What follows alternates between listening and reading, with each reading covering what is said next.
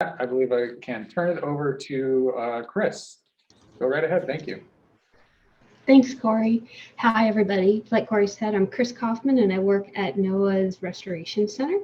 And just for everybody's information, my email is here on the first slide, and I will be available for any follow-up conversations related to the funding opportunities I described today. So next slide, please. So with the signing of the Bipartisan Infrastructure Law in 2001, it has offered NOAA and the nation unprecedented opportunities to make a difference for our fisheries and threatened endangered species, as well as improve the resiliency of our coastal communities. So we at NOAA will be receiving over the 5 years approximately $3 billion, with a significant portion of that focused on habitat restoration, conservation, and resiliency. And there's the link to our overarching infrastructure law webpage, and that has links to all of the different specific funding opportunities. Next slide, please.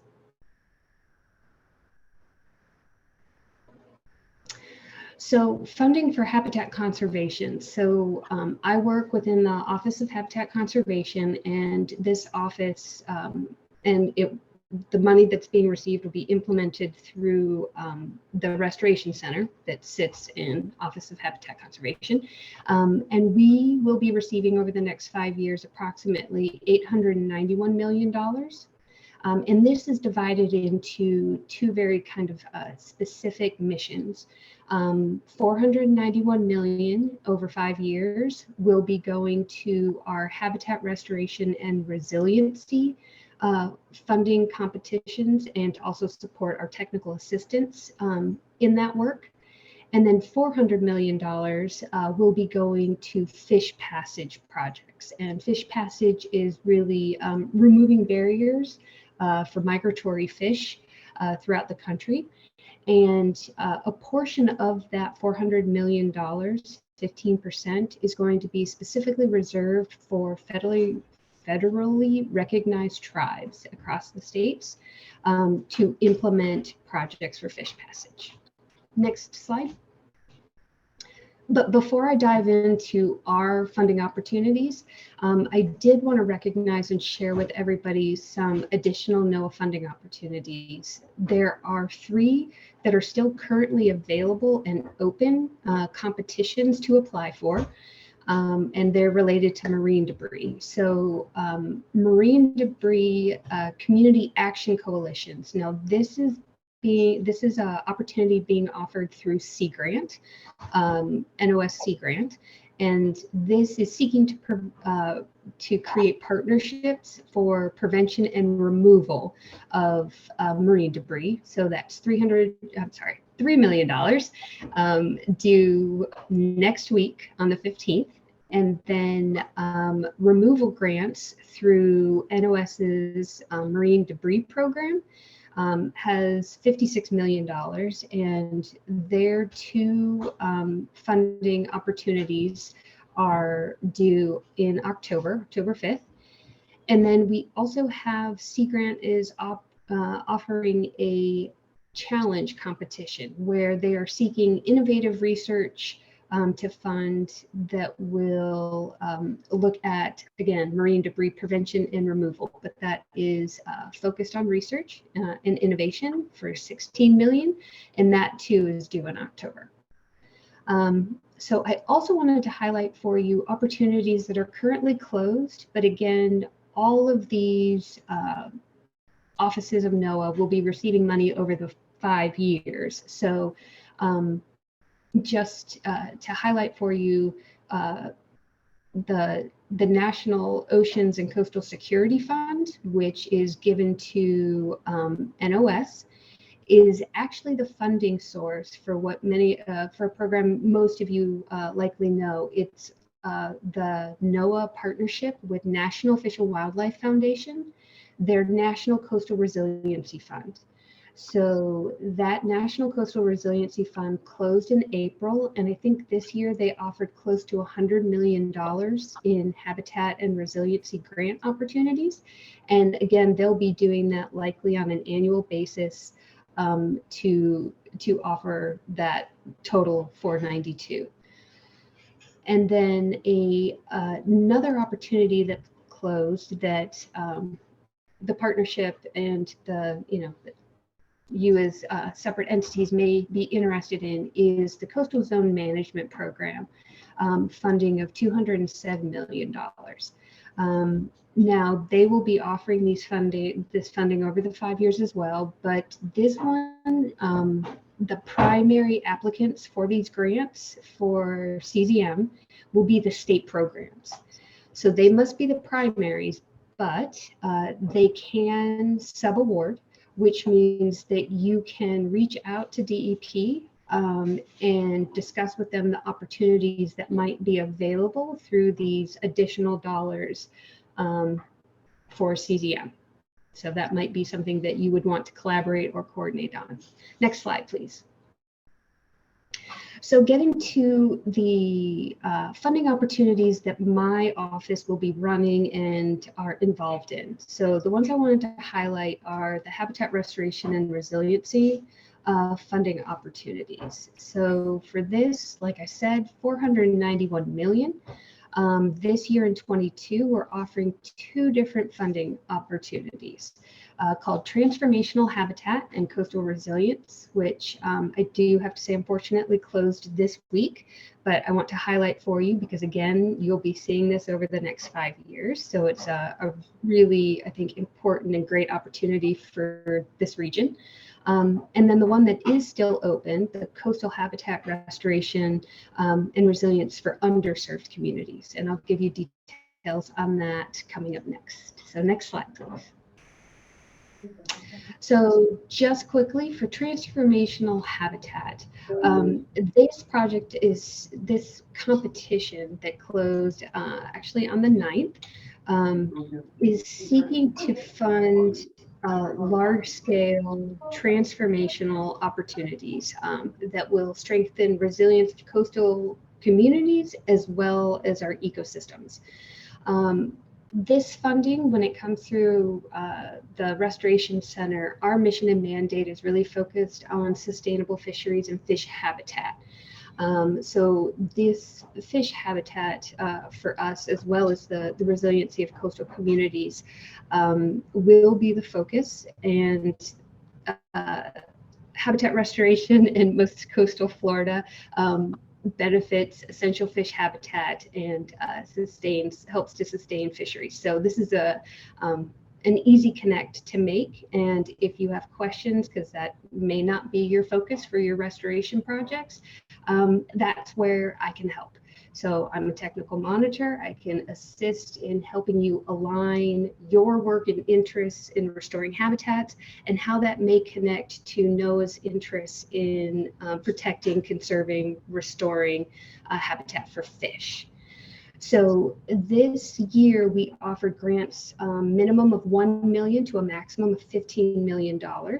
And the information for this grant is still available online. And if you're interested, it might not be a bad idea to just take a look at the links to the details of the opportunity, because many of those will carry forward into the next competition that we offer. So if you're not already familiar and you'd like to do some homework on it, that information is still available, and I'm available to answer any questions about that program.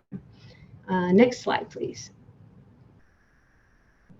So again, like I highlighted, the priorities for funding for this project, for this competition was sustaining productive fisheries, fostering regionally important habitat restoration, so large scale projects or projects that span or impact large areas, enhancing community resilience to climate hazards, and providing other co-benefits like flood reduction for communities, and strengthening any support or protection from storm impacts, And then we too have an emphasis in all of our funding competitions.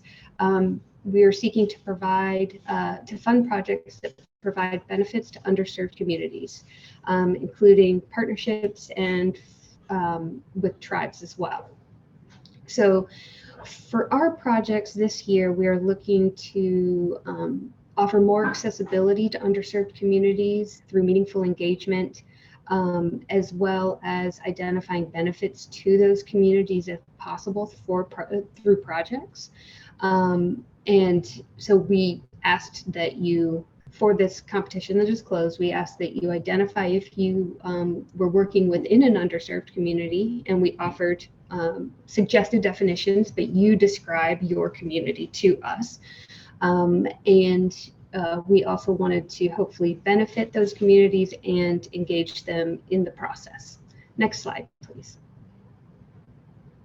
So Jennifer asked if I had any examples of projects in the region. And so while we have not yet selected projects for funding for our infrastructure dollars, I did want to share with you some project examples that have won funding from us or have received funding from us in previous competitions in 15, 17, and 19. So pictured here are large-scale oyster project was recently funded in 2020 with Texas A&M. In 2019, a project in Jacksonville that is focused on restoring habitat in an underserved community. I'll show you slides on that. You may all know Wildflower Preserve in Lemon Creek. We assisted with construction dollars there, as well as working with the City of Naples on some of their oyster restoration projects. Next slide, please. So for Lemon Creek, I'm sure many of you know it well. We partnered with Lemon Bay Conservancy. They applied for our funding for the construction dollars to restore the 80-acre golf course, where they created a series of interconnected wetlands within the preserve. And you can see here, the picture on the right is the extensive exotic removal that they had to do before coming to some of the newly created wetlands, as well as restoring the ponds, the golf course ponds that were already there. Our interest in this project was helping to assist with that construction of the wetlands. And the unique opportunity here was that the organization found that the habitat was already serving as tarpon nursery habitat, but that improvements to the habitat itself could potentially improve the quality and quantity of the fish and the sustainability of that nursery. So again, there was the link to recreational estuarine marine fisheries. And so that was of great interest to us, and I know they're continuing to look at how that habitat is improving for the tarpon. Next slide, please. And then just very quickly, an example of underserved community work, a project that we are currently funding with Groundwork Jacksonville. It's a nonprofit in urban Jacksonville that is focused on revitalizing underserved communities in a very specific geographic region of McCoy's Creek and Hogan's Creek, and not only revitalize the community, but improve the environment and habitats within there. So McCoy's Creek, as you can see in this aerial, the real dark color in the bottom right-hand corner is the St. Johns River. And what you can see is that creek, the conceptual design is showing you how the creek actually has been, its discharge point has been relocated and buried into an 850-foot culvert under a parking lot and building. So this area is being revitalized, and there was an opportunity to actually daylight and open this back up to an open meandering creek. And so we are assisting with the design funds for that portion of the creek. And this project, actually, the hydraulics of it is really interesting. That work here at this outfall point will actually improve some significant flooding that a historically Black, economically disadvantaged community upstream is having. So very exciting project. Next slide, please. So the opportunity that is still available and open through October 5th is our Underserved Communities Habitat Restoration Opportunity. There's $10 million available. You can ask us for a minimum of $75,000 and a maximum of $1 million. And the link to all of the information is there on the slide. Next slide, please. So what we are focused on for underserved communities, I know this question was asked earlier for the EPA dollars, is, this is a definition that is part of the Executive Order 13985, and there's even more details in terms of the Executive Order listing specific communities. But really what we are asking is, start here with this. This is for information in terms of how the executive order defines underserved communities.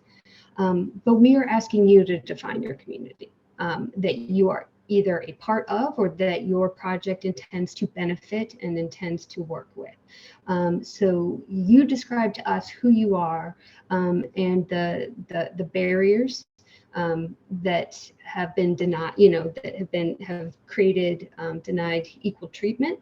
And so we are interested in hearing from applicants. And then tribes are also, tribes and tribal entities, unrecognized or non-federally recognized tribes are available. This funding kind of covers them as well as underserved communities. Next slide, please. So the principal objectives of this funding are to support opportunities for underserved communities or organizations representing them to help the communities meaningfully engage in coastal habitat restoration or restoration planning activities. So we want to offer funding to enhance habitats that will offer, the actions will offer support for both ecosystems and the communities themselves and their resilience. So we are seeking to increase, we thought for this first year, the best opportunity would be capacity, and to increase organizational and technical capacity of the communities themselves to be able to lead and participate in future restoration activities. But if there are activities that are ongoing now and opportunities to fund those, we would love to, but we also wanted to start with capacity building. Next slide, please. So potential activities that could be considered capacity building, but you're not limited to this, and we don't want to limit people's thinking, is to include participation in regional scale resilience planning, to engage those communities, have them directly involved in participating and maybe even making decisions.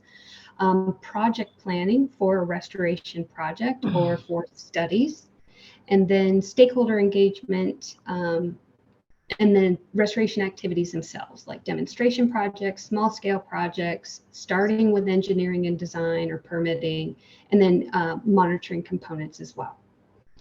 Next slide, please. And so capacity building can look like paid positions.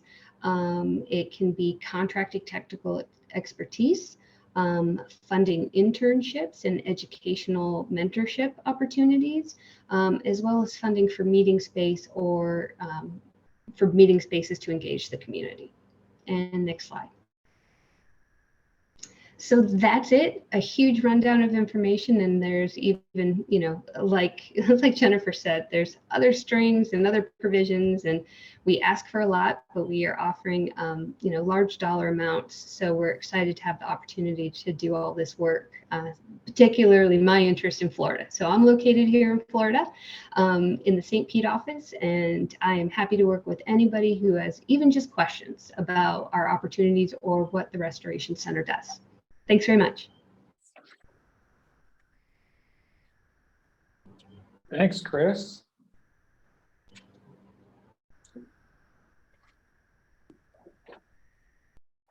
All right.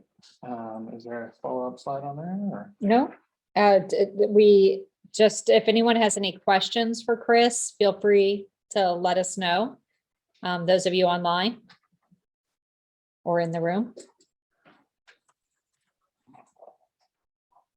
I just want to say for one, Kris, I think it's incredible, the amount of opportunities that NOAA is now offering to support restoration. And I hope we can all take advantage of it. And I know that we put all of those opportunities that you identified in what we're going to cover next, as well as other federal funding opportunities. But we have a nice fact sheet that summarizes your opportunities and the other ones that we found in other federal agencies all together. It was attached to the agenda today. It's available on the Management Committee website, and it's also available on our website generally for anybody who wants to share that fact sheet with others. Very That's a exciting. great resource. Yeah, thank you for making that resource. That's going to be hugely helpful and for folks navigating all of these funds. Very good. Any other questions for Kris or any comments? I will say that I'm pleased to say that Sarasota County actually submitted to NOAA recently for funding a very large project. It's all for construction, nothing for design, so full construction. It is approximately 3.4 miles of stream restoration, removes 1,500 pounds of nitrogen a year, 54 acres of functional wetland gain, and opens 76 acres of snook and tarpon rearing habitat. So it is an amazing project for the county, and we hope for the region as well. Very cool. Is that alligator or Philippines or? Alligator Creek. Alligator Creek. It drains to Lemon Bay. Very good. Good update. All right. Thank you, everyone. I believe we can move on.